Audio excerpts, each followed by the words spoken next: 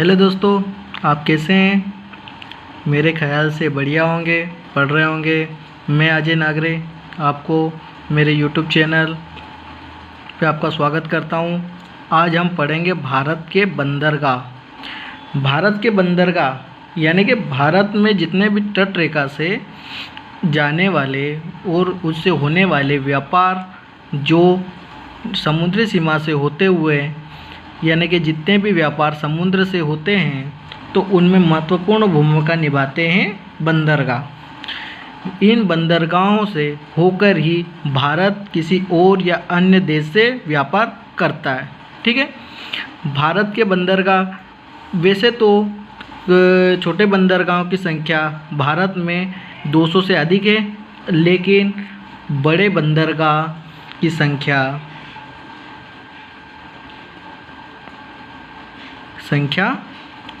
13 है। भारत में 13 बड़े बंदरगाह और छोटे बंदरगाहों की संख्या 200 से अधिक है।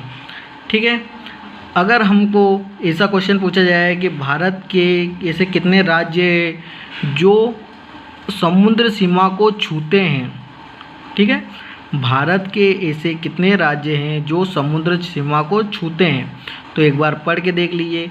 गुजरात राज्य है, महाराष्ट्र, गोवा, कर्नाटक, केरल, तमिलनाडु, आंध्र प्रदेश, उड़ीसा और पश्चिम बंगाल। तो कितने हो गए? 1 2 3 4 5 6 7 8 और 9।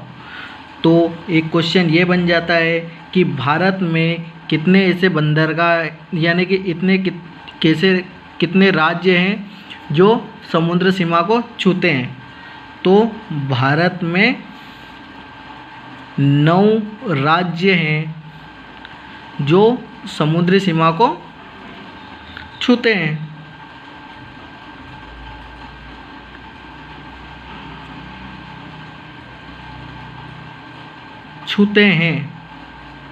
ठीक है, समझ में आ गया? भारत के 9 राज्य जो समुद्री सीमा को छूते हैं। अब बंदरगाह के अंदर पढ़ने से पहले कुछ छोटी सी जानकारी है जो हम पढ़ेंगे। क्वेश्चन अगर घुमा के पूछे जाए तो वो क्या पूछेगा कि प्राचीन काल के टाइम की पूछ लेगा, या फिर ऐसा पूछ लेगा कि प्राचीन काल में कौन सा ऐसे शासक हुआ करते थे जिनके टाइम पे समुद्री सीमा से जो आयात निर्यात होता था वो चरम सीमा पे था। ठीक है, तो हमने देखा कि प्राचीन काल में समुद्री व्यापार की चरम सीमा पे कौन कौन से ऐसे शासन थे? सातवाहन शासक और चोल काल का शासन। ठीक है, प्राचीन काल में सातवाहन और चोल काल में समुद्री मार्ग की सीमा से व्यापार चरम सीमा पे था। और आधुनिक काल में 1854 में ब्रिटिश ईस्टर्न नेविगेशन कंपनी की शुरुआत के साथ ही भारत में जहाज रानी परिवहन की शुरुआत हुई। कौन सी कंपनी के साथ?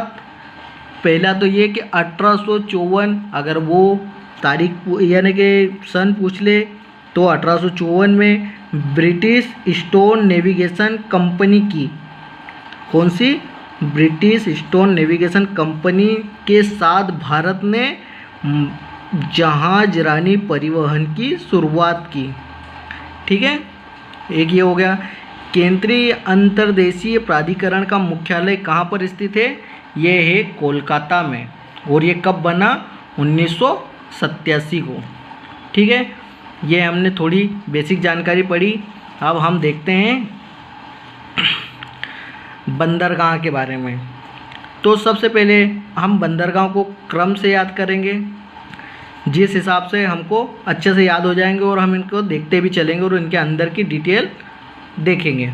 ठीक है, तो गुजरात के बंदरगाह। गुजरात में 2 बंदरगाह है मेनली। कौन कौन से गुजरात के बंदरगाह? एक तो कांडला और एक है दहेज। ठीक है, गुजरात के 2 बंदरगाह है, कांडला और दहेज बंदरगाह। महाराष्ट्र में 2 बंदरगाह जो बड़े बंदरगाह है जिनको हम पढ़ेंगे, तो जो कि एग्ज़ाम में आते हैं हम उनको ही पढ़ेंगे। ऐसे तो 200 बंदरगाह है और याद करना भी काफ़ी मुश्किल है, इसलिए हम जो एग्ज़ाम की दृष्टि से आते हैं उनको ही पढ़ेंगे। महाराष्ट्र के बंदरगाह मुंबई और नाहवा सेवा,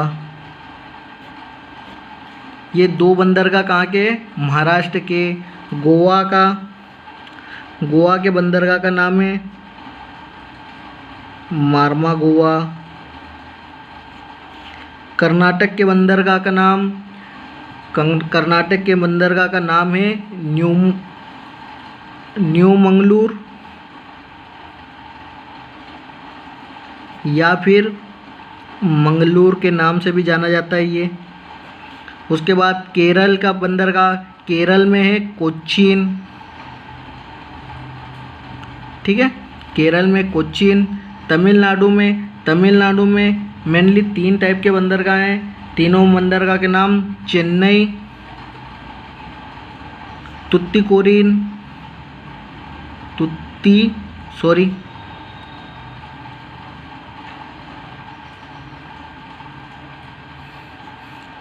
चेन्नई, तुत्तीकोरी और एक है एन्नोर। चेन्नई, तुत्तीकोरिन और एन्नोर। फिर आंध्र प्रदेश के बंदरगाह, आंध्र प्रदेश में एक बंदरगाह है विशाखापट्टनम, जो कि काफ़ी फेमस है, विशाखापट्टनम।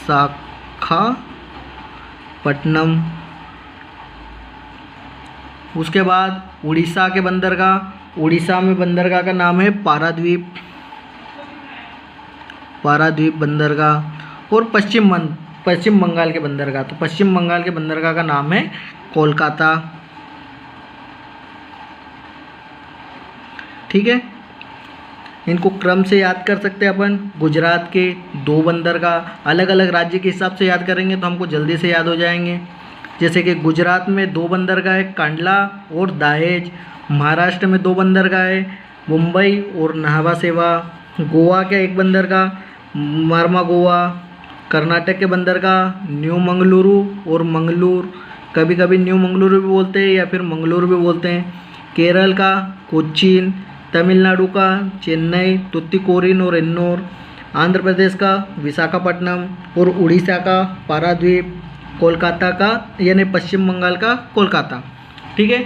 ये हमारे 13 बड़े बंदरगाह है जिनको हमको याद करना है, ठीक है। फिर हम कहाँ शुरू से यानी कि देखते हैं, लाइन बाय लाइन ऐसे चलने देंगे, जिसको राज्य के हिसाब से याद करेंगे तो हमको अच्छे से याद होगा। तो सबसे पहले हम बात करते हैं गुजरात की, ठीक है। तो हम इसको पॉइंट बना बना के लिख भी लेते हैं, तो जिससे हमको अच्छे से याद हो जाएगा, ठीक है। तो पहले हम बात करते हैं गुजरात की। गुजरात में 2 बंदरगाह हैं, एक का नाम है कांडला बंदरगाह के बारे में बात करें तो यह प्राकृतिक बंदरगाह है। इसके पॉइंट बना के लिख लेते हैं, तो जिससे हमें अच्छे से याद हो जाएगा कि यह प्राकृतिक बंदरगाह है। और दूसरा पॉइंट है कि यह मुक्त व्यापार क्षेत्र के लिए स्थापित किया गया है। मुक्त व्यापार क्षेत्र के लिए स्थापित किया गया है। इसका तीसरा पॉइंट बहुत इम्पोर्टेंट है, यह भारत का दूसरा सबसे बड़ा बंदरगाह है। बड़ा बंदरगाह है, ठीक है। ये हमारे 3 पॉइंट हमने याद कर लिए। याद करने में भी आसानी रहेगी। जैसे गुजरात का एक कांडला है, तो कांडला के अंदर हमने क्या याद किया कि प्राकृतिक बंदरगाह है, मुक्त व्यापार क्षेत्र है और ये भारत का दूसरा सबसे बड़ा बंदरगाह है, ठीक है। फिर इसके बाद में हम पढ़ते हैं दाहेज